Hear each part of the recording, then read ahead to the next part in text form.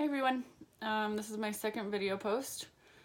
So as we know, this week's question for our discussion revolves around whether culturally and linguistically diverse parents should be politically engaged within their child's school community. So my first reaction is yes, most definitely. I feel like any parent should be politically engaged in their child's education, especially in public education. But I feel like when it comes to culturally and linguistically diverse parents being more engaged, it's super important. I feel like just from my own feelings, like there has to be some accountability for the school system and what their child needs. And the only way that that's going to happen is if parents are advocating for their students, really.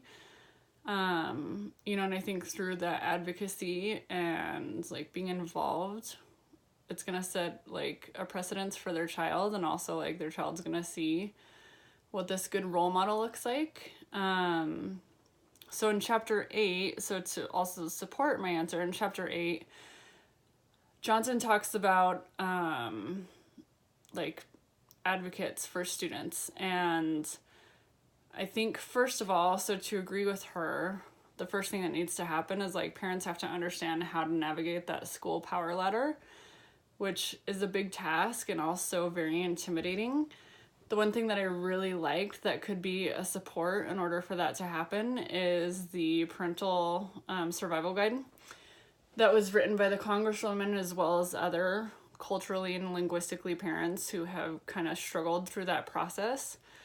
I feel like if we were able to make something like a resource like that available to parents within our community, it would really help them be more politically engaged.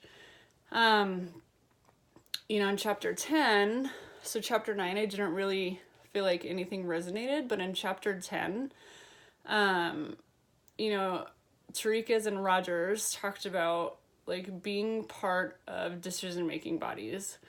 And to me, what I love about that is like being able to start grassroots movements.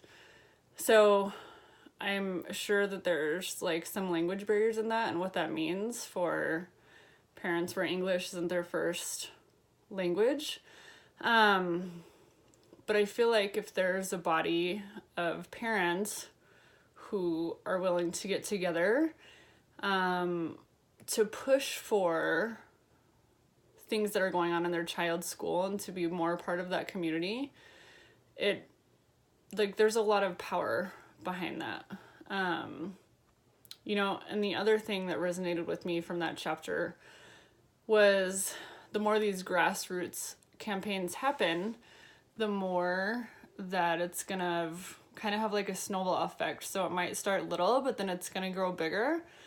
And I feel like, it could lead to like electoral, which I know that the chapter also talked about.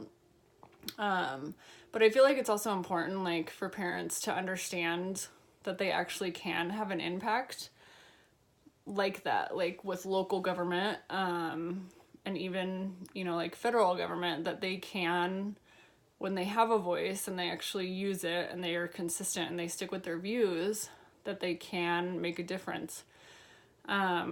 So yeah, I do feel like these parents, our parents, really should like be politically engaged within the school system. I feel like it could really only benefit them and have a really positive ripple effect.